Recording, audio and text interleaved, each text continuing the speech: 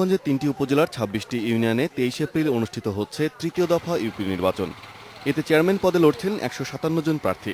প্রত্যেক ইউনিয়নে আওয়ামী লীগের একাধিক বিদ্রোহী প্রার্থী থাকায় সহিংসতার আশঙ্কা করছেন ভোটাররা। সরকার দলীয় নৌকার কাণ্ডারে যে হয়েছে, আসলে সে তো বুঝে নাই।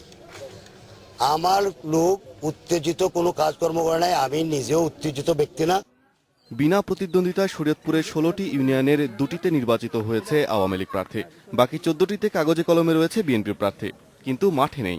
আওয়ামী লীগের একাধিক বিদ্রোহী প্রার্থী থাকায় প্রার্থীদের মধ্যে পাল্টাপাল্টি ও আচরণবিধি লঙ্ঘনের অভিযোগ উঠছে।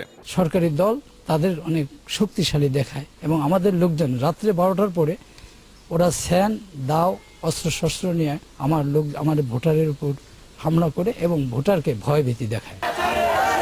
নির্বাচন কর্মকর্তারা বলছেন, অভিযোগ পাওয়া গেলে আইনগত ব্যবস্থা নেবেন তারা। আমরা এই পর্যন্ত কোনো আচরণবিধি লঙ্ঘনের কোনো অভিযোগ পাই নাই।